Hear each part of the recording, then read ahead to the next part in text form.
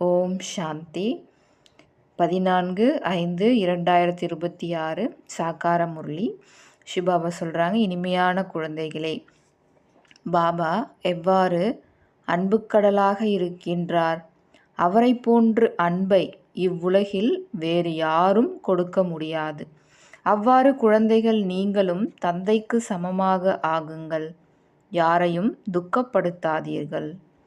கேள்வி: எப்படிப்பட்ட சிந்தனைகள் செய்வதனால் அளவற்ற மகிழ்ச்சி ஏற்படும்? பதில்: ஃபர்ஸ்ட் பாயிண்ட், இப்பொழுது நாம் ஞான ரத்தினங்களால் தனது புத்தியை நிரப்புகின்றோம். பிறகு புது உலகத்தில் எல்லா சுரங்கங்களும் நிறைந்து இருக்கும். சத்யுகத்தில் நாம் தங்க மாளிகை உருவாக்குவோம். செகண்ட் பாயிண்ட், நம்முடைய பிராமண குலம் மிகவும் உத்தமமானதாகும். நாம் மிகவும் உண்மையான சத்திய நாராயணர் கதை, அமரக்கதையை கேட்கின்றோம் மற்றும் கூறுகின்றோம். இப்படிப்பட்ட சிந்தனைகள் வருவதனால் அளவற்ற மகிழ்ச்சி ஏற்படும். ஓம் சாந்தி. குழந்தைகள் தந்தையின் நினைவில் அமர்ந்திருக்கின்றீர்கள். இதற்கான ஸ்ரீமத், அதாவது மிக உயர்ந்த வழி கிடைத்துள்ளது. நினைவு யாத்திரை மிகவும் இனிமையானதாகும். எந்தளவு தந்தையை நினைவு செய்கின்றீர்களோ அந்தளவு பாபா இனிமையானவராக உங்களுக்கு அனுபவம் ஆவார் என்பதை குழந்தைகள் முயற்சியின் அனுசாரப்படி புரிந்துள்ளனர். ஏனென்றால் தந்தை மிகவும் இனிமையானவர் அல்லவா?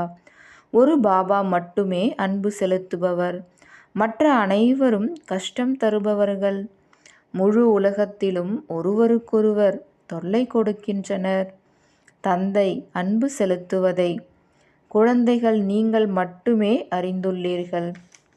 பாபா சொல்கிறாங்க, நான் யாராக இருக்கேன், எவ்வளோ பெரியவராக இருக்கேன், எவ்வாறு இருக்கேன், இதை பற்றி எல்லாருக்கும் சொல்லுங்க அப்படின்றார்.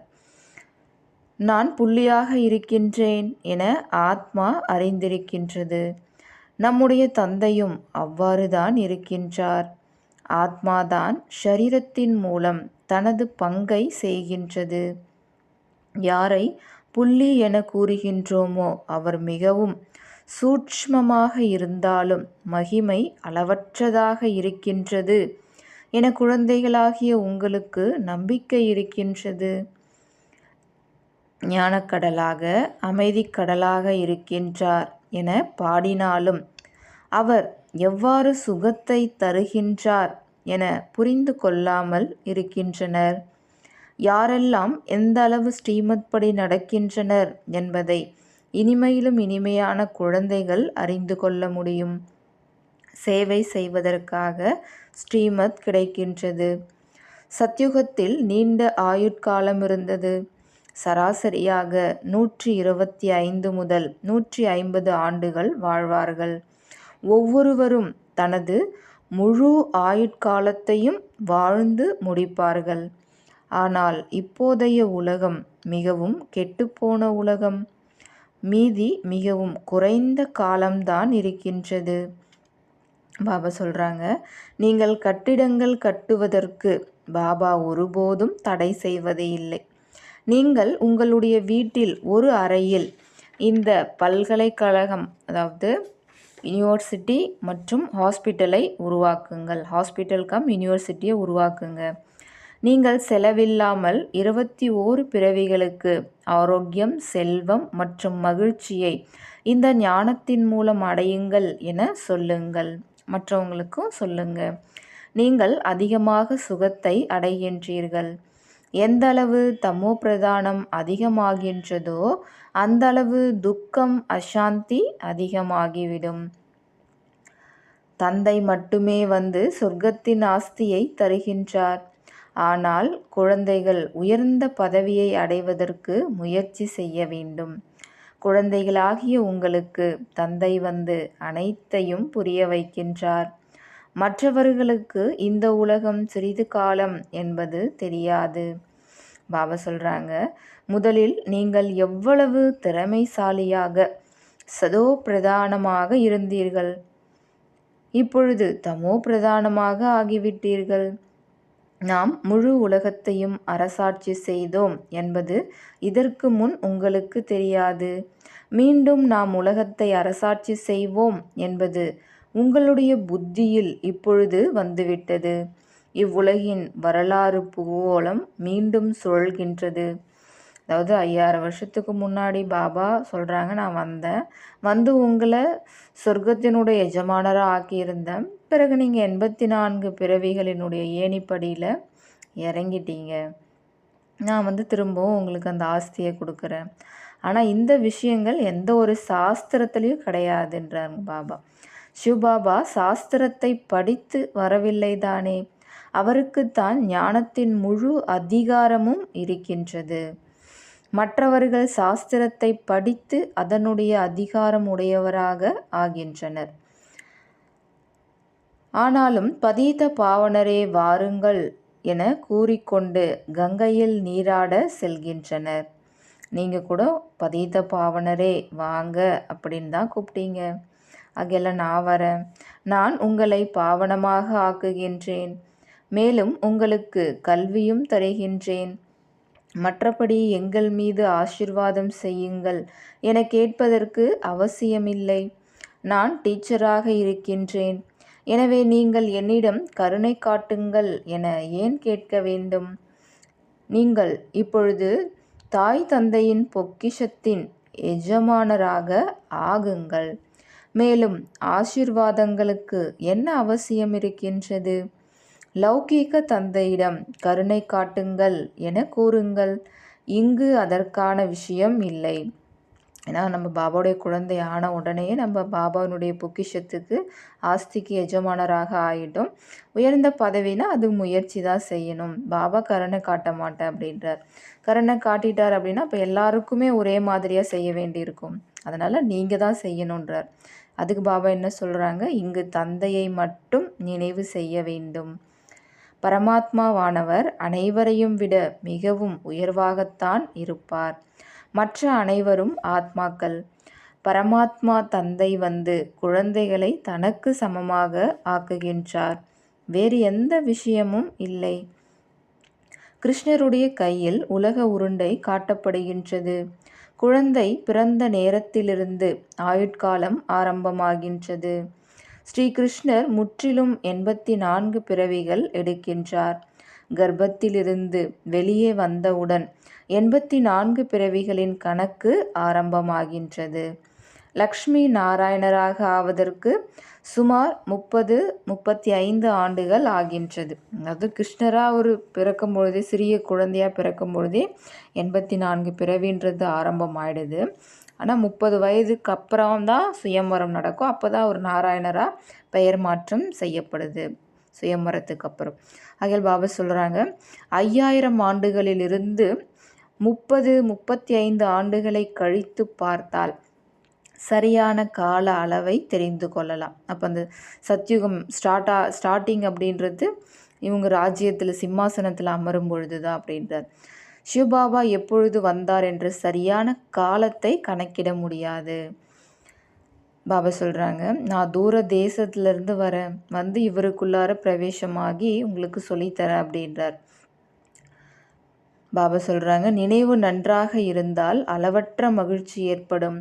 மேலும் கர்மாத்தீத் நிலை ஏற்படும். ஆனால் இதற்கு இன்னும் நேரம் தேவைப்படுகின்றது. ஸ்ரீகிருஷ்ணருடைய ஆத்மாவின் கடைசி பிறவியில் முழு ஞானமும் நிறைந்துள்ளது. பிறகு அடுத்த பிறவிக்காக கர்ப்பத்தில் இருந்து வெளியே வந்தவுடன் துளியளவும் ஞானம் இருக்காது. கிருஷ்ணராக பிறந்து வெளியில் வந்துட்டாங்க அப்படின்னா அப்போ அந்த கிருஷ்ணருடைய ஆத்மாவுக்கு இந்த ஞானம் எதுவுமே தெரியாது. நம்ம தான் முன்னாடி சங்கம் யுகத்தில் சிவபாபா கிட்ட இருந்து இந்த ஞானத்தை கேட்டோம், அதனால தான் இங்கே இந்த ஆஸ்தி அடைஞ்சிருக்கோம் அப்படின்ற அந்த ஞானம் கொஞ்சம் கூட இருக்காதுன்றார். லக்ஷ்மி நாராயணருக்கே ஞானம் தெரியாத போது ரிஷி முனிவர்கள் சந்நியாசிகளுக்கு எவ்வாறு தெரியும்? இந்த உலகத்துக்கே எஜமானராக இருந்த லக்ஷ்மி நாராயணருக்கே சரியாக அந்த ஞானம் இல்லை அப்படின்னும் பொழுது அப்போ சன்னியாசிகளுக்கு எப்படி தெரியும் அப்படின்னு பாபா கேட்குறாங்க. அதே போல் ஸ்ரீகிருஷ்ணர் கடலினுடைய மத்தியில் ஆளிலையில் வந்தார், அது செஞ்சார், இது செஞ்சார் அப்படின்னு நிறைய கதைகள் எழுதிட்டாங்க. அதே போல் கங்கை நதியில் அவருடைய பாதம் பட்ட உடனே கங்கை வந்து வழிவிட்டதாகவும் சொல்கிறாங்க. ஸோ இந்த மாதிரி நிறைய விஷயங்களை சொல்லியிருக்காங்க. இதெல்லாம் நீங்கள் கொஞ்சம் யோசித்து பார்க்கணும் அப்படின்றார். எந்த விதமான தலைகீழான விஷயங்கள் மீதும் நம்பிக்கை வைக்காதீங்க அப்படின்றார் பாபா. இதெல்லாம் மனிதர்களால் உருவாக்கப்பட்டது. ஆகையால் பாபா சொல்கிறது தான் உண்மையானது, சத்தியமானது. பாபா சொல்கிறாங்க, இப்பொழுது சரீரமானது மிகவும் கெட்டுப்போனது என தந்தை கூறுகின்றார். அதாவது ஆத்மா மற்றும் ஷரீரம் இரண்டும் அழுக்காகிவிட்டது. ஆத்மாதான் அழகானதாகவும் அழகற்றதாகவும் ஆகின்றது. ஆத்மாதான் தூய்மையாக இருந்தபொழுது அழகானதாக இருந்தது. பிறகு காம விகாரம் எனும் நெருப்பினால் கருப்பாகிவிட்டது. பாபா சொல்கிறாங்க, இப்போ ஞானம் எனும் நெருப்பில் நான் வந்து உங்கள் ஆத்மாவாகிய உங்களை ஈடுபடுத்தி சுத்தமாக்குறேன் அப்படின்றார்.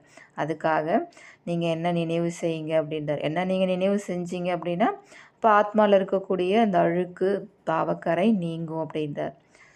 கலியுகத்தின் கடைசியில் நீங்கள் ஏழ்மை நிலை அடைந்து விட்டீர்கள். பிறகு சத்யுகத்திற்கு சென்று நீங்கள் தங்க மாளிகைகளை உருவாக்குவீர்கள். இங்கு வைரங்களுக்கு எவ்வளவு மதிப்பு இருக்கின்றது. ஆனால் அங்கே சத்யுகத்தில் வைரங்கள் கற்களை போல் நிறைஞ்சிருக்கும். அப்படியே எல்லாமே வெளியில் கொட்டி கிடக்கும். அதை சொல்கிறாங்க பாபா. கடலாக இருப்பவர் இரத்தினங்களை கை நிறைய நிறைத்து கொண்டு வந்துள்ளார் என மகிமை செய்யப்படுகின்றது. இப்பொழுது கடலிலிருந்து நீங்கள் எவ்வளவு வேண்டுமானாலும் எடுத்துக்கொள்ளுங்கள்.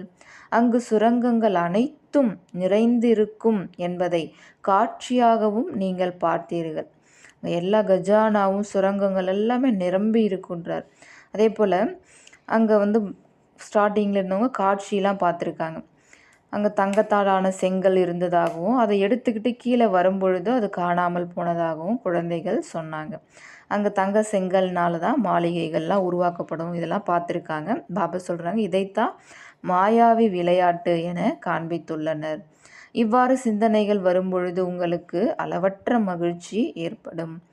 தந்தையின் அறிமுகத்தை கொடுக்க வேண்டும். யாரெல்லாம் பிராமணர்களாக ஆகின்றார்களோ அவர்களே மீண்டும் தேவதைகளாக ஆவார்கள். விராட ரூப சித்திரத்தில் பிராமணர்களை காட்டாமல் விட்டுவிட்டனர். ஆனால் இந்த பிராமண குலம்தான் எல்லாத்தையும் விட உயர்ந்தது அப்படின்றார். பாபா சொல்கிறாங்க, நான் உங்களை என்னோடு அழைத்து செல்ல வந்திருக்கின்றேன்.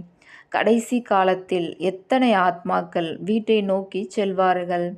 துளி அளவும் சப்தம் இருக்காது. பாபா தேனீக்களுடைய கூட்டத்தை உதாரணமாக குறிப்பிடுறாங்க. இப்போ தேனீக்கள் கூட்டமாக பறக்கும் பொழுது எவ்வளவு சப்தம் ஏற்படுது. ராணி தேனி ஃபஸ்ட்டு போவாங்க, அவங்கள ஃபாலோ பண்ணி தான் மற்ற அனைத்து தேனீக்களும் போவாங்க. அவங்கக்கிட்ட அவ்வளோ ஒற்றுமை இருக்குது. அதே போல் தான் சிவபாபா மேலே போவாங்க ஃபஸ்ட்டு, பிறகு ஆத்மாக்களாகி நம்ம அவரை ஃபாலோ பண்ணிவிட்டு நம்ம வீட்டுக்கு பரந்தாமத்துக்கு போவோம். ஆனால் சப்தம் எதுவும் துளியளவும் இருக்காதுன்றாங்க பாபா. குலவியின் உதாரணம் கூட இங்கு தான் உள்ளது. அடுத்தது குலவியினுடைய உதாரணத்தை நம்மோட கம்பேர் பண்ணுறார் பாபா. நீங்கள் மனிதர்களை ஞானத்தினுடைய சப்தத்தை குலவி போன்று காதில் ஊதி தேவதைகளாக பாவனமான உலகின் எஜமானராக ஆக்குகின்றீர்கள். இந்த ஞானத்தை அவங்களுக்கு சொல்லி சொல்லி நீங்கள் அவங்கள தேவதையாக தூய்மையான உலகத்தினுடைய எஜமானராக மாற்றுறீங்க. உங்களுடைய வழி இல்லறமாகும். இதில் அதிகமாக தாய்மார்களின் எண்ணிக்கை இருப்பதனால் வந்தே மாதரம் என மகிமை செய்யப்படுகிறது.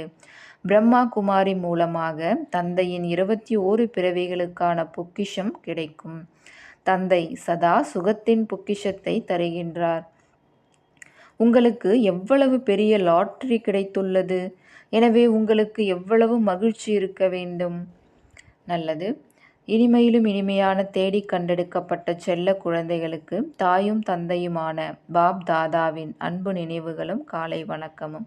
ஆன்மீக குழந்தைகளுக்கு ஆன்மீக தந்தையின் நமஸ்காரம். ஆன்மீக தந்தைக்கு ஆன்மீக குழந்தைகளின் அன்பு நினைவுகள் மற்றும் நமஸ்காரம். தாரணைக்கான முக்கிய சாரம். முதல் பாயிண்ட், எந்த விதமான தலைகீழான விஷயங்களையும் கேட்டு அதன் மீது நம்பிக்கை ஏற்படக்கூடாது. இதற்கு முன் படித்த தலைகீழான விஷயங்களை மறந்து அஷரீரி ஆவதற்கான பயிற்சி செய்ய வேண்டும். செகண்ட் பாயிண்ட், வெறும் ஆசீர்வாதங்களை எதிர்பார்க்காமல் தன்னைத்தான் ஆக்க வேண்டும். ஒவ்வொரு அடியிலும் தந்தையை பின்பற்ற வேண்டும். யாருக்கும் கஷ்டம் தருவதோ துக்கத்தை தருவதோ கூடாது. பாபா வரதானம் தராங்க. உண்மையான அன்பின் ஆதாரத்தில் மற்ற அனைவருடன் கூடிய தொடர்பை விடுத்து ஒருவருடன் மட்டும் தொடர்பை இணைக்கக்கூடிய முழுமையான விஸ்வாசியாக ஆகுங்கள். அதாவது ஒரே ஒரு சிவபாபா கிட்ட மட்டும்தான் அந்த உண்மையான அன்பு வைக்கணும். மற்ற அனைவர்கிட்ட இருந்து தொடர்பை விடுக்கணும். அவங்கக்கிட்ட இருந்து புத்தியினுடைய கனெக்ஷனை கட் பண்ணி ஒரு சிவபாபா கிட்ட மட்டும்தான் உண்மையான அன்பு வைக்கணும். அந்த ஒருத்தர்கிட்ட மட்டும்தான் நம்மளுடைய தொடர்பும் இருக்கணும். அவங்க தான் முழுமையான நம்பிக்கைக்குரியவர், நம்பிக்கைக்கு பாத்திரமானவர் அப்படின்றார். தந்தையை தவிர, தந்தையின் கடமை, தந்தையின் மகிமை மற்றும் தந்தையின் ஞானத்தை தவிர வேறு எதுவும் தங்கள் எண்ணத்திலோ அல்லது கனவிலோ கூட வராதவர்களே முழுமையான விசுவாசிகள் என்று அழைக்கப்படுவார்கள். ஒரு தந்தையை தவிர வேறு எவரும் இல்லை என்று இருத்தல் வேண்டும். புத்தியின் அன்பு சதா ஒருவருடன் மட்டும் இருந்தால் மற்றவர்களின் சகவாசம் உங்களை பாதிக்காது. எனவே மற்ற தொடர்புகளை விடுத்து ஒருவருடன் மட்டும் இணைவது என்ற முதல் வாக்குறுதியை நிறைவேற்றுவதே முழுமையான விசுவாசியாக, அதாவது நம்பிக்கைக்குரியவராக ஆவதாகும். ஸ்லோகன்: சத்தியத்தாவின் சுயஸ்திதி என்பது இக்கட்டான சூழ்நிலைகளிலும் கூட சம்பூர்ணமாக ஆக்கிவிடும். அதாவது ஆத்மா தன்னுடைய உண்மையான நிலையில் இருக்கும் பொழுது எந்த ஒரு இக்கட்டான சூழ்நிலை பரஸ்திதி வந்தாலும் அதிலிருந்து ஆத்மா ஃபுல்ஃபில் ஆகிடும் அப்படின்றார், சம்பூர்ணமாயிடும்ன்றார். நம்முடைய சுயஸ்திதியில் இருக்கும் பொழுது பரஸ்திதியை நம்ம வெற்றி அடைய முடியுன்றார். அவ்யக்த இஷாரா: நாம் உயர்ந்ததிலும் உயர்ந்த தந்தையின் குழந்தைகள். இது நினைவில் இருந்தால் ஒரே சீரான மனோநிலை இருக்கும். ஒருவருடன் மட்டும் சம்பந்தம் இருக்கும் பொழுது மனநிலையும் அசைவற்றதாக சீராக இருக்கும். சம்பந்தத்தின் ஈர்ப்பு வேறு எங்காவது சென்றால் அந்த ஏக்ரஸ் நிலை இருக்காது. எனவே ஒரே சீரான மனோநிலையை உருவாக்க அந்த தந்தையை தவிர வேறு எதையும் பார்த்தும் பார்க்காதது போல் இருங்கள். நல்லது. ஓம் சாந்தி.